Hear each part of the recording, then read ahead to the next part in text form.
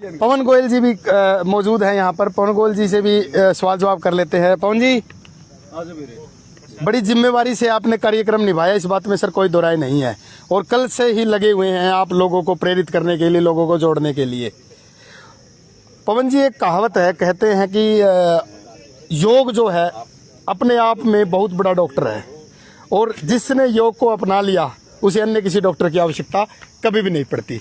तो इस बात से कहाँ तक सहमत है? 101% सहमत हूँ रंगा साहब इस बात से। मैं आपकी योग से बीमारियां तो भागती ही भागती है, मेरा मन शांत होता है, मेरा चित्त शांत होता है, मुझे समाज सेवा की ओर कार्य करने के प्रेरित होते हैं जी। अपने आप में एक साधना है पूरे शरीर की। जैसे हम भगवान की भक्ति करते हैं वैसे ही शरीर की भक्ति है जी। इससे बीमारियां दूर होती है, मन शांत होता है। कहने का अभिप्राय है कि योग करने से केवल ये नहीं है कि सभी स्वस्थ रहो, एक भाईचारा कायम होता है, सामाजिक कार्य करने की जो भावना है वो भी उत्पन्न होती है, एक माहौल बनता है। बिल्कुल।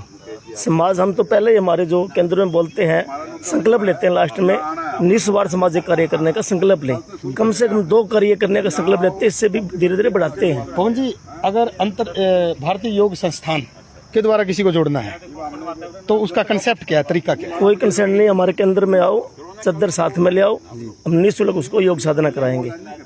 तो टाइम पीरियड कितना रहता है? टाइम पीरियड लगभग 5:30 से 6 बजे तक का टाइम रहता है सभी केंद्रों में। मतलब आज तो अंतर्राष्ट्रीय योग दिवस है, इस कारण थोड़ा सा लंबा हो गया, नहीं प्रतिदिन जो क्लासेज है वो 1 घंटा 1 घंटा के हमारा अनुशासन है, 1 घंटा। तो 1 घंटे से लगभग हिदायत होती है, समय ना लगे, क्योंकि किसी को समय निकालना आज के टाइम में मुश्किल है।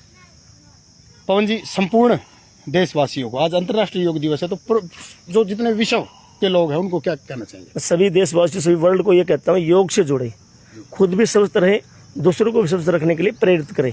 जी बिल्कुल, धन्यवाद। तो पवन जी ने सारी बातें बताई दी कि योग से जुड़े, योग से जुड़ना जरूरी है। अगर आप आज योग से नहीं जुड़ते तो भविष्य में आपको जुड़ना ही पड़ेगा, क्योंकि जिस वातावरण जो आज आप देख रहे हैं कि महामारियां फैल रही हैं और भी अनेक प्रकार की व्याधियां उत्पन्न हो रही है, तो उनको दूर करने के लिए, उनसे लड़ने के लिए, उनसे अक्षमता बढ़ाने के लिए योग से जुड़ना पड़ेगा।